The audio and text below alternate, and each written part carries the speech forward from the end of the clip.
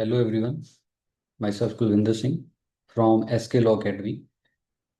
हम limitation act के series को कंटिन्यू करेंगे और आज हम पढ़ेंगे सेक्शन 4।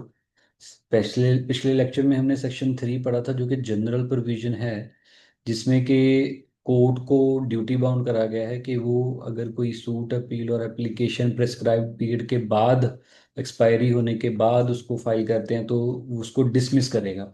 लेकिन उस जनरल प्रोविजन के साथ कुछ एक्सेप्शंस और कुछ एक्सक्लूजन ज्वाइन करे गए हैं जो कि लिमिटेशन एक्ट में हमें दिए गए हैं। उसमें हम सेक्शन 4 पढ़ेंगे। सेक्शन 4 आपकी स्क्रीन पे आपको दिख रहा है। उसको हम उसकी हेडिंग देखते हैं। पहले हम इसको रीड आउट करेंगे, फिर हम उसको ब्रेक करके इसकी पॉलिसी पर्पस पढ़ेंगे कि क्या ज़रूरत रही थी, क्यों सेक्शन 3 जिसमें कि टोटली बार कर दिया गया है किसी सूट अपील और एप्लीकेशन को कंटिन्यू करने पे के लिए, लेकिन उसके बाद जो सेक्शन दिए गए हैं उनके पीछे क्या रीज़न रहे होंगे। तो एक बार हम सेक्शन को रीड आउट कर लेते हैं। मैंने हाईलाइट कर दिया है ब्लू कलर में। Expiry of prescribed period when court is closed. तो मेन इसका बॉडी पढ़ता हूं मैं। Where the prescribed period for any suit appeal और application expires on a day when the court is closed. ये बोल रहे हैं कि अगर प्रेस्क्राइब्ड पीरियड किसी सूट अपील और एप्लीकेशन को फाइल करने का जो लास्ट डे था उस दिन कोर्ट बंद था, court is closed. Court is closed का क्या मतलब होगा वो हम आगे पढ़ेंगे, पहले एक बार प्रोविजन देख लेते हैं। when the court is closed, the suit, appeal, or application may be instituted, preferred, or made on the day when the court reopens। तो ये बोल रहे हैं कि अगर कोर्ट क्लोज्ड है लास्ट डे प्रिस्क्राइब्ड पीरियड के, तो वो सूट अपील और एप्लीकेशन जब भी कोर्ट फ्रेशली रीओपन होगा तो उस दिन उस सूट अपील और एप्लीकेशन को हम फाइल कर सकते हैं। इसे हम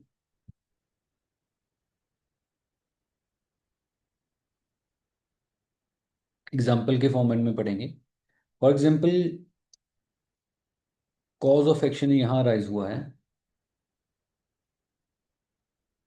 ये इसका प्रिस्क्राइब्ड पीरियड है कि इस टाइम फ्रेम में हमने केस को फाइल करना था, सूट अपील और एप्लीकेशन को फाइल करना था। लेकिन ये डेट हमें कोई डेट मान लेते हैं, 1/1/25 के लास्ट डे था। 1/1/25 को उसका जो counting of the limitation period थी वो प्रेस्क्राइब पीरियड 1 जनवरी 2025 को वो खत्म होना था प्रेस्क्राइब पीरियड, और उस दिन कोर्ट बंद था।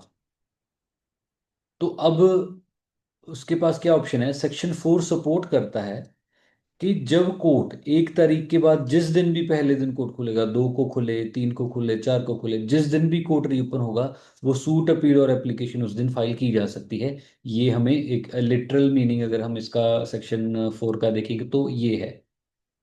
काफी सिंपल। मैंने पहले भी कहा था कि the provisions related to the limitation are very simple, they are simple in nature. ठीक है, फिर से हम पढ़ते हैं सेक्शन।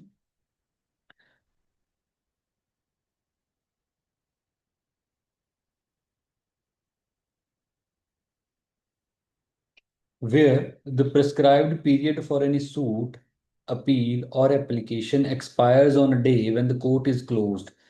1 तारीख है, जैसे हमने एग्जाम्पल में लिया था कि 1 जनवरी को प्रेस्क्राइब्ड पीरियड का लास्ट डे था, तो उस दिन कोर्ट क्लोज था। तो फिर क्या होगा, द सूट अपील और एप्लीकेशन में बी इंस्टीट्यूटेड, प्रेफर्ड और made on the day when the court reopens. उसके तुरंत बाद जिस भी डेट को, जिस भी दिन को कोर्ट रीओपन होगा, चाहे तो वो वेरी नेक्स्ट डे है या उसके कुछ दिन बाद भी हो सकता है, कोर्ट वेकेशन पे भी जा सकता है, कुछ और भी रीजंस रहे होंगे। हम एग्जांपल्स पढ़ेंगे कि कोर्ट क्लोज का बेसिक जो एक मीनिंग होता है उसको किस कंटेक्स्ट में हम देख सकते हैं। तो इसमें हमें क्लियरली क्लियरली बता रहे हैं कि जिस दिन कोर्ट बंद होगा, अगर प्रेस्क्राइब्ड पीरियड का वो लास्ट दिन था, तो जिस दिन अगर नेक्स्ट डे अगर कोर्ट खुलता है तो नेक्स्ट डे, अदरवाइज जिस दिन भी कोर्ट रीओपन होगा उसको हम केस को फाइल कर सकते हैं। तो हम देखेंगे कि सेक्शन 3 जो हम पढ़ते हैं इसका जनरल प्रोविजन है। सेक्शन 3 में हमें जनरली बताया गया है कि अगर प्रेस्क्राइब्ड पीरियड एक्सपायर हो जाए तो कोर्ट की ड्यूटी होती है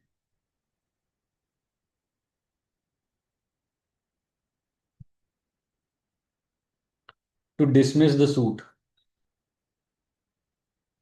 सूट अपील और एप्लीकेशन को डिसमिस कर देते हैं। लेकिन सेक्शन 4 है जो इस जनरल लॉ को ओवरराइड करते हुए, इस जनरल लॉ के लिए एक्सेप्शन पे दे रहा है कि अगर लास्ट डेट है जो, उस दिन कोर्ट क्लोज था, कोर्ट क्लोज्ड,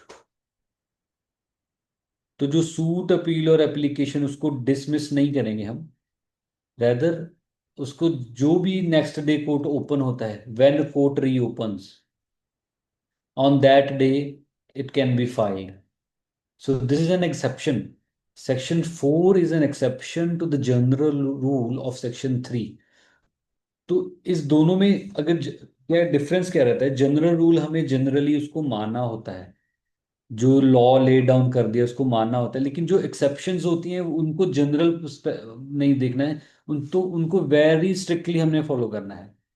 तो स्ट्रिक्ट फॉलोइंग होगी सेक्शन 4 की। ठीक है, अगर कोर्ट क्लोज है तभी हम नेक्स्ट डे या जब वो रीओपन होगा तब हम उसको फाइल कर सकते हैं, अदरवाइज उसको डिसमिस कर दिया जाएगा। सो अब आप लोग लिख सकते हैं कि section 4 is an exception to section 3 के, because in section 3 the court, it has been mandated upon the court that any suit appeal or application which has been filed after the expiry of prescribed period, the same shall be dismissed. However, in section 4, if the court is closed on the last date of the prescribed period, then the suit appeal or application can be filed on the date when the court reopens.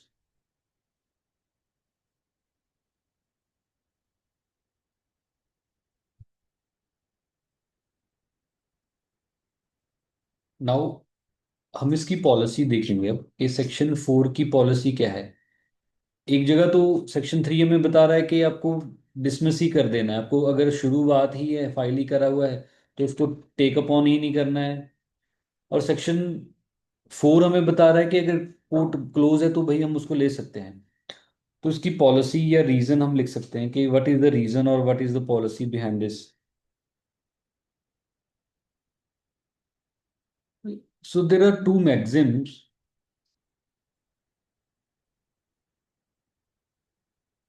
दो maxims हैं जिसपे ये section टिका हुआ है। तो first one is lex non cogit impossibilia, मैं लिख देता हूं, लेक्स नॉन कॉजेट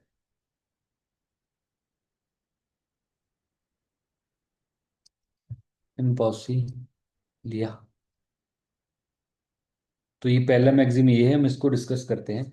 इसका जो बेसिक मीनिंग है उसका मतलब है कि law can not expect person to do what is impossible, lex non cogit impossibilia. ये बोल रहे हैं कि लॉ एक पर्सन से वो चीज एक्सपेक्ट नहीं कर सकता जो कि इम्पॉसिबल है करने के लिए। Law can not expect a person to do what is impossible. तो फर्दर अगर हमें देखते हैं कि कोर्ट अगर क्लोज है, अगर हम इसको इसको सेक्शन 4 के कंटेक्स्ट में देखें, इस मैगजीन को, तो अगर फॉर एग्जांपल संडे आ गया या एनी अदर वेकेशन है,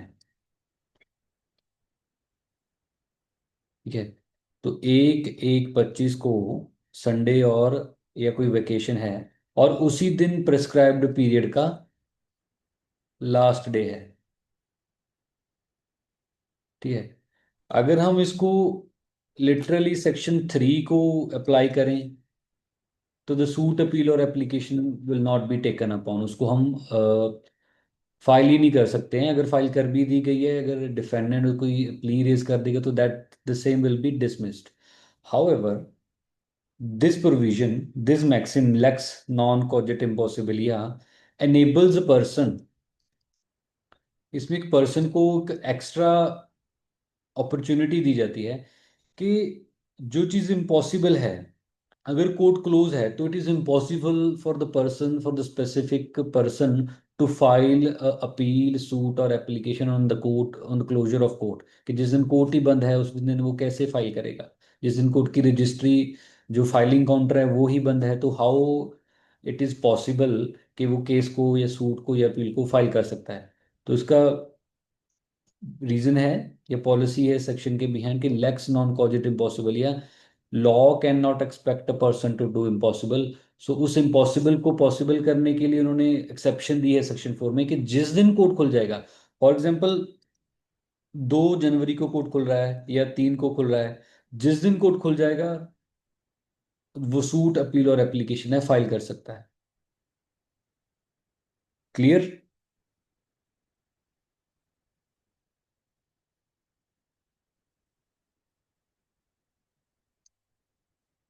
लेक्स नॉन कॉजेट इम्पॉसिबल, ये है पहली exception. Now second exception, actus curiae neminem gravabit. Acts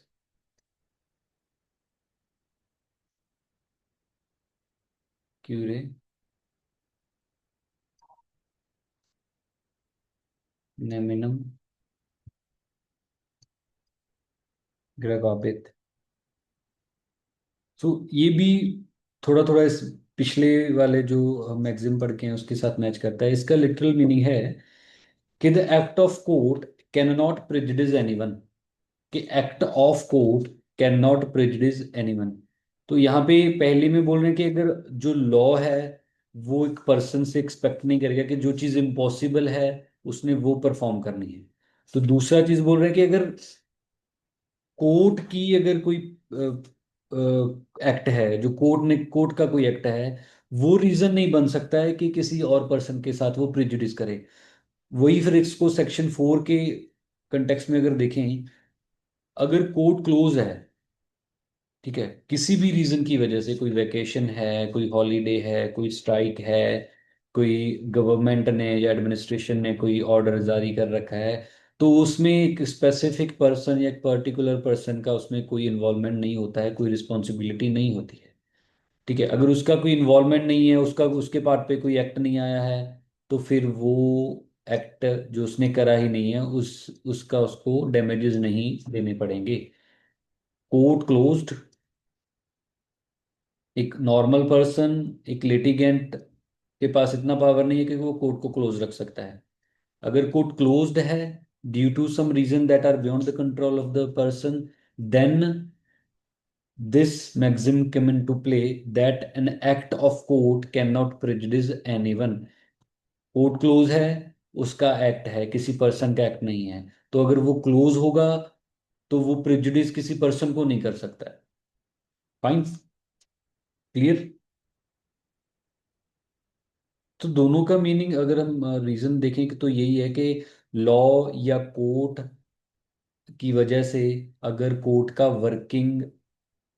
working में नहीं था, लॉ या कोर्ट की वजह से अगर कोर्ट वर्किंग में नहीं था, तो एक पर्सन को, एक लिटिगेंट को कोई सूट, अपील और एप्लीकेशन फाइल करने में कोई मनाही नहीं होनी चाहिए।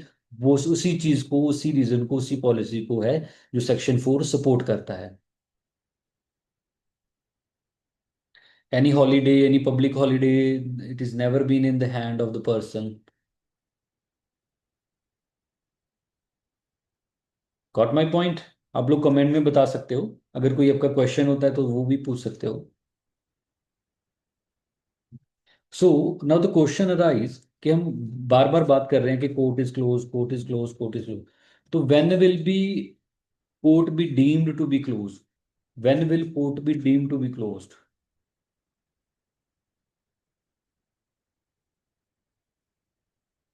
When will court be deemed to be closed? तो अगर कोर्ट क्लोज या सेक्शन 4 की प्रोविजन को देखिए तो कोर्ट इज क्लोज, तो इट मीन्स कि कोई छुट्टी है या कोर्ट के गेट बंद हैं, ऐसा हो सकता है।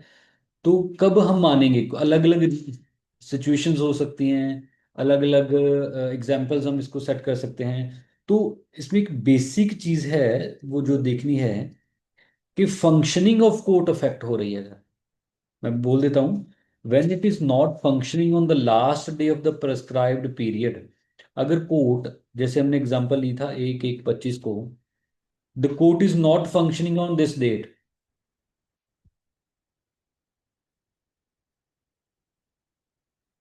Court is not functioning.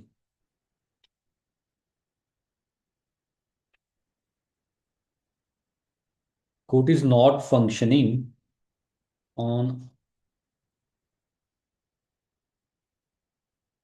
last day of prescribed period, then it will be considered, then it will be deemed that the court is closed.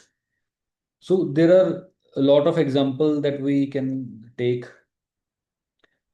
क्या क्या एग्जांपल्स रही होंगी, कौन कौन सी सिचुएशंस में देखेंगे कोर्ट क्लोज्ड है। कोई हॉलीडे है, for example there is an holiday, it may be of Sunday और एनी हॉलीडे, एनी फेस्टिवल हो सकता है, कोई भी रीजन, कोई भी हॉलीडे हो सकता है। या वेकेशंस है, विंटर और समर वेकेशंस, कोर्ट जाता है, उस दिन भी कोर्ट को क्लोज माना जाता है। हॉलीडे और वेकेशन आ गया। वीकेंड क्लोजर्स,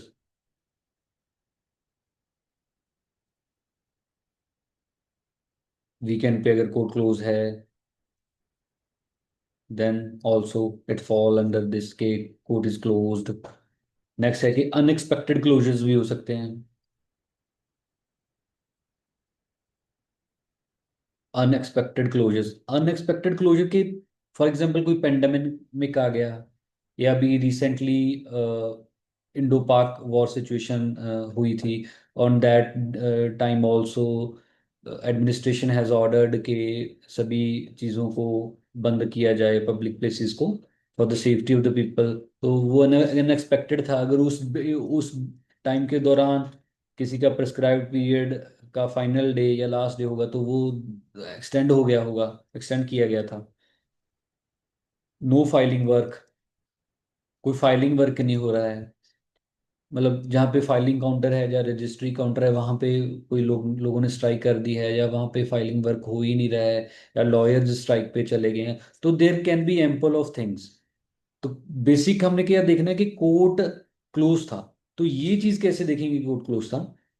हम एग्जाम्पल पढ़ते हैं, सॉरी एग्जाम्पल बोल रहा हूँ, एक्सप्लेनेशन दो, जो हमने सेक्शन 4 पढ़ा है उसके नीचे की एक्सप्लेनेशन दी गई है, मैंने उसको भी हाईलाइट करा हुआ है। A court shall be deemed to be closed on any day within the meaning of this section if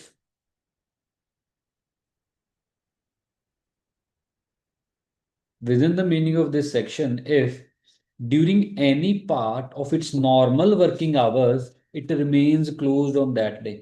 तो जो इंपॉर्टेंट पार्ट है जो वो लास्ट वाला है, if during any part of its normal working hours, कि जो जैसे कोर्ट की टाइमिंग 9 to 5 रहती है, ठीक है, उस दौरान अगर कोर्ट सब्सटेंशियल उस दिन में वर्क नहीं कर रहा है तो इट विल बी कंसिडर्ड कि वो बंद था। फॉर एग्जांपल आधा दिन कोर्ट चला, उसके आधे दिन बाद कोई स्ट्राइक हो गई, कोई कोई एडमिनिस्ट्रेटिव ऑर्डर आ गया, तो इट विल बी कंसीडर्ड कि हाफ डे ही वर्क करा। और अगर हाफ डे वर्क नहीं करा इट विल बी कंसीडर्ड कि वो बंद था, द कोर्ट इज क्लोज्ड। अगर फाइलिंग उस दिन हो सकती थी, प्रेस्क्राइब्ड पीरियड उस दिन लास्ट डे था प्रेस्क्राइब्ड पीरियड का, और उस क्लोजर की वजह से वो फाइलिंग नहीं हो सकी, तो दैट विल बी कंसीडर्ड कि वो कोर्ट क्लोज था। और अब फिर उस सिचुएशन में जब नेक्स्ट टाइम कोर्ट और रीओपन होगा, द नेक्स्ट डे और सम अदर डे, तो on that day the suit appeal और application can be filed. So कब, इसमें एक्सप्लेनेशन में जो हमारा क्वेश्चन था कि when will court be deemed to be closed, तो it will be deemed to be closed if during any part of the normal working day hours it remains closed on that day. Normal working hours नहीं तो court की timing 9 to 5 सही से काम करती है। अगर उस टाइमिंग में कोई अफेक्ट हुआ है, किसी भी रीजन, जो हमने एक्सप्लेन, जो एग्जांपल्स हमने लिखी हैं, या इनके अलावा भी कोई एग्जांपल्स हो सकती हैं, तो अगर उनकी वजह से कोर्ट क्लोज रहता है तो it will be considered, it will be deemed that the court has been closed. तो ये सेक्शन 4 उस पे एप्लीकेबल होगा।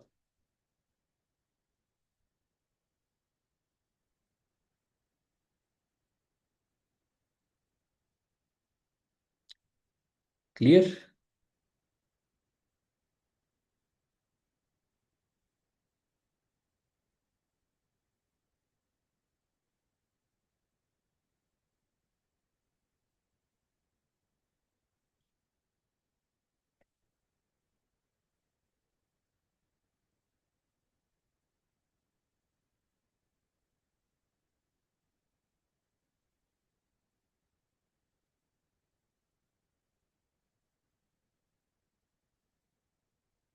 Okay fine.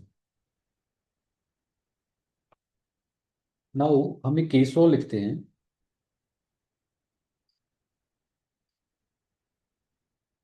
Ajay Gupta versus Raju alias Rajendra Singh Yadav.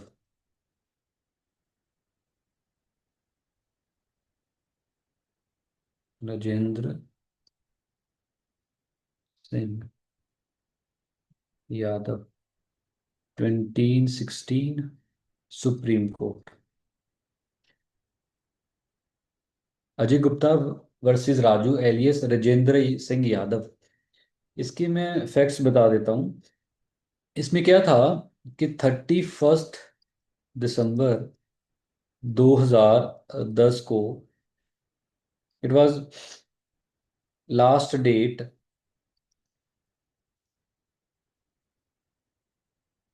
Prescribe period की। ठीक है। ड्यू टू कोई विंटर वेकेशन थे कोर्ट्स के।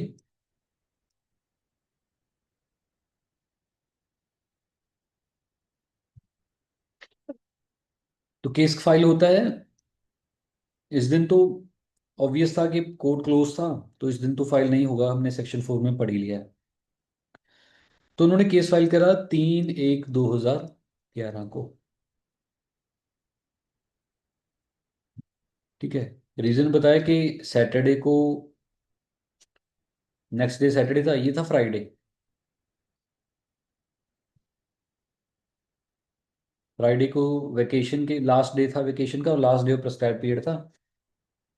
उन्होंने फाइल करा 3/1 को, मंडे को। तो रीजन उसमें बताया कि सैटरडे को तो नॉन वर्किंग होता है। तो उन्होंने सोचा कि बोनाफाइड मिस्टेक थी हमारी। नहीं, ये बोनाफाइड वाला बाद में देखेंगे हम। तो नॉन वर्किंग था, इसीलिए उन्होंने सैटरडे को फाइल नहीं करा, 3 को फाइल करा। 3 को था मंडे। तो ट्रायल कोर्ट ने हेल्ड करा कि इसको बोनाफाइड मिस्टेक माना, सैटरडे को फाइल करने के वाला पार्ट था जो, इट इज बोनाफाइड मिस्टेक।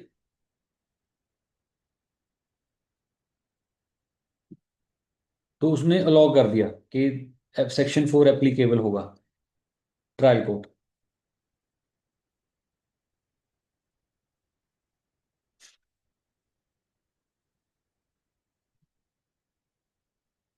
फिर गया हाई कोर्ट के पास मैटर। हाई कोर्ट ने डिसीजन तो सेम दिया कि सेक्शन 4 अप्लाई हो रहा है, लेकिन हाई कोर्ट ने रीजन बदल दिया। रीजन उसने दिया कि बेसिकली सैटरडेज को जजेस ने जजमेंट्स लिखनी होती हैं और प्रॉपर हेयरिंग ऑफ कोर्ट्स नहीं होती है। इसके वजह से वो इसको कोर्ट क्लोज माना जाता है। तो ये दोनों रीजन दे दिए, लेकिन सुप्रीम कोर्ट ने दोनों के डिसीजन को सेट असाइड कर दिया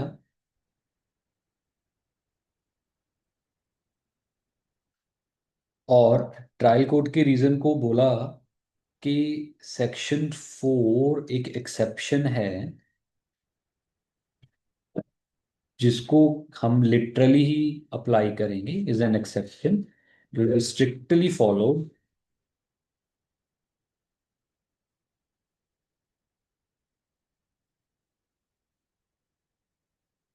ठीक है। कोई बोनाफाइडी मिस्टेक वाला जो रीजन है उसको हम एप्लीकेबल नहीं करें। और हाई कोर्ट के रीजन को इन्होंने बताया कि चाहे जजेस वर्किंग में थे चाहे नहीं थे, चाहे उन्होंने जजमेंट्स लिखनी है चाहे नहीं लिखनी है, लेकिन उस दिन रजिस्ट्री तो ओपन थी ना, फाइलिंग काउंटर तो ओपन था। ये चीज हमने देखनी है। तो इस जजमेंट में क्या हुआ कि कोर्ट ने बोला कि बोनाफाइडी मिस्टेक जो कि ट्रायल कोर्ट का रीजन था उसको भी नहीं माना, क्योंकि सेक्शन 4 की प्रोविजन है कि अगर कोर्ट इज क्लोज, अगर कोर्ट नेक्स्ट डे क्लोज नहीं है या जिस दिन हम फाइल कर सकते हैं उस दिन कोर्ट क्लोज नहीं है, हम अपने आप से अपनी तरफ से कोई भी पर्सन इसको बोनाफाइड मिस्टेक मान करके कोई किसी और दिन फाइलिंग उसको नहीं कर सकता है। ठीक है। रजिस्ट्री तो ओपन थी ना, रजिस्ट्री बोलते हैं फाइलिंग काउंटर को कि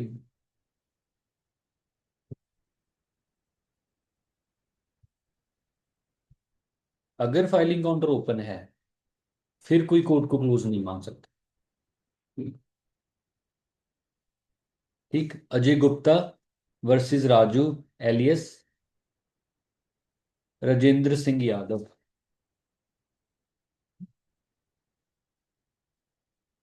तो कोर्ट क्या देखेगा? Court will see whether filing was possible on the last day.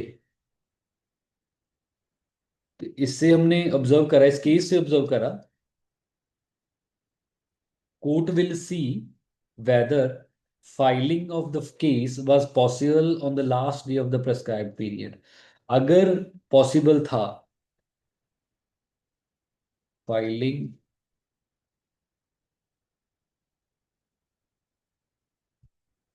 ठीक है, इफ यस और नो।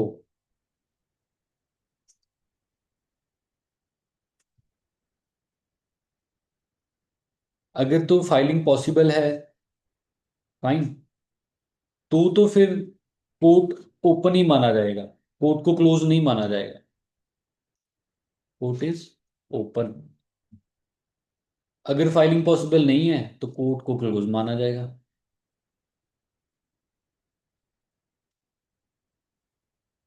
ओके। अगर कोर्ट ओपन है तो प्रेस्क्राइब्ड पीरियड अगर निकल गया तो तो केस डिसमिस हो जाएगा, अदरवाइज वो कंटिन्यू होगा।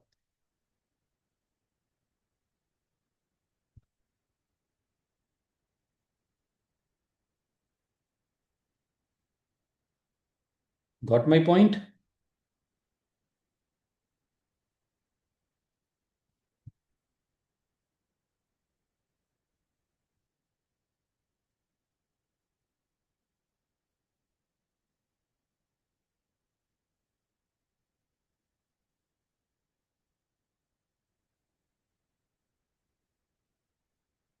नाउ हम एक एग्जांपल करेंगे।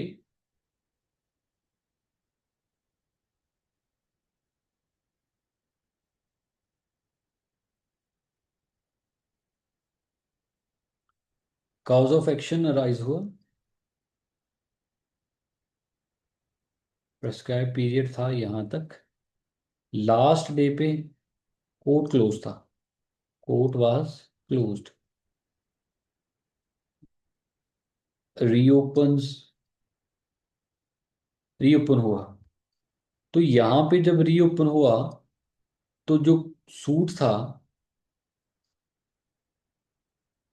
Suit in wrong court, suit को रॉन्ग कोर्ट में फाइल कर दिया। कॉज ऑफ एक्शन यहाँ राइज हुआ, यहाँ पे प्रेस्क्राइब्ड पीरियड था, लास्ट डे, कोर्ट क्लोज था। तो हमने सेक्शन 4 में पढ़ा कि अगर लास्ट डे पे कोर्ट क्लोज हो तो जब रीओपन होगा हम फाइल कर सकते हैं। तो जब रीओपन हुआ तो रॉन्ग कोर्ट में फाइल कर दिया। तो अगर अगर अब जो डिफेंडेंट भाई साहब थे उन्होंने प्ली रेज कर दी प्रेस्क्राइब पीरियड की, it is with in his rights, his और हर राइट्स कि प्ली फाइल कर वो रेज कर सकते हैं। नाउ उसकी रिप्लाई में प्लेंटिव भाई साहब बोले कि सेक्शन 14(1) ऑफ लिमिटेशन एक्ट लगेगा। मैं गुड फेथ में अपना केस परस्यू कर रहा था, मैंने गुड फेथ में जो सूट था वो रॉन्ग कोर्ट में इंस्टीट्यूट कर दिया जब मेरा सूट था, अपील थी, एप्लीकेशन था। तो इसलिए मुझे सेक्शन 14(1) का जो है एक्सक्लूजन का जो बेनिफिट मिलना चाहिए। ठीक। तो इसमें क्या हुआ, इसमें एक केस था, आप लिख सकते हैं Amarchand Inani versus union of India. Amarchand Inani versus union of India. मैं लिख रहा हूं, Shri Amar Chand Inani versus union of India, 1973, supreme court. तो इसमें क्या हेल्ड करते हैं वो, कि अगर हमने किसी एक्सक्लूजन का बेनिफिट लेना है, पहले तो हम पढ़ेंगे कि जो सेक्शन 4 to 11 है वो एक्सेप्शंस की बात करते हैं। फिर सेक्शन 12 to 24 है वो एक्सक्लूजन की बात करते हैं।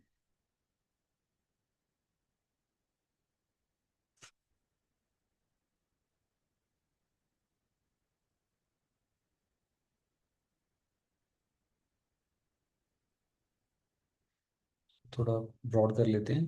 ठीक है, ये है एक्सेप्शन, ये है एक्सक्लूजन। ठीक है, इस केस में हल करा गया कि अगर हमने किसी भी सेक्शन 14 और एनी अदर एक्सक्लूजन, अगर इनके बेनिफिट लेने हैं तो जो हमें सूट अपील और एप्लीकेशन है with in prescribed period file करनी चाहिए पड़ेगी। ऐसा नहीं है कि जैसे हमने अभी इसी एग्जांपल में करा, ये देखो कि कॉज ऑफ एक्शन हुआ,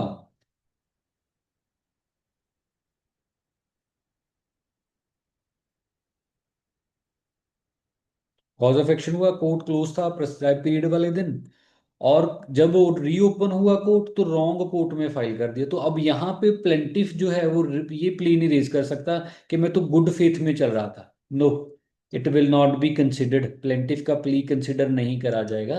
तो ये इस Amarchand Inani versus union of India में ये बोला था कि बेनिफिट ऑफ सेक्शन 14(1) और any other provision related to the exclusion will only be available if the original suit appeal or application was filed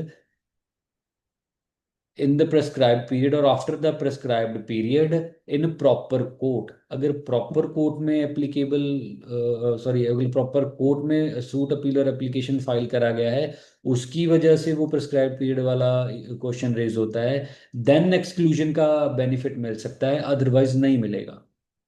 ठीक है, इसमें लिखा था, हेल्ड करा था, benefit of section 14(1) or any other provision related to exclusion will be available only if the original suit appeal or application if the original suit appeal or application was filed within prescribed period। सो जो present case है, जो हमने अभी example करा है, उसमें जो defendant का प्ली है वो सही माना जाएगा, प्लेंटिफ का प्ली सही माना नहीं जाएगा। ठीक है, लास्ट में हम सेक्शन के करते हैं कि एप्लीकेबल किस पे होता है। सेक्शन 4 अप्लाइज, ये चीज की जरूर ध्यान रखना है इस चीज का। जब भी सेक्शन आप पढ़ते हो तो उसको हाईलाइट कर लेना कि सेक्शन 4, 5, 6 जो भी है किन किन पे लगता है। क्योंकि कुछ सेक्शन है सूट अपील और एप्लीकेशन तीनों पे लगते हैं, कुछ सेक्शन है सिर्फ अपील और एप्लीकेशन पे लगते हैं, सूट पे नहीं लगते हैं, कुछ सेक्शन है सिर्फ सूट पे लगते हैं। ये बात का ध्यान रखना है, काफी गलतियां करते हैं स्टूडेंट इसमें।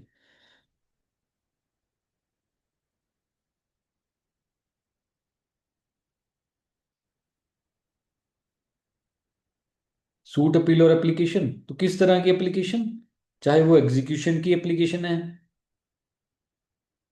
चाहे वो अदर एप्लीकेशन है, सभी तरह की एप्लीकेशन पे ही एप्लीकेबल हो। सो आज के लिए इतना ही है। Thank you very much.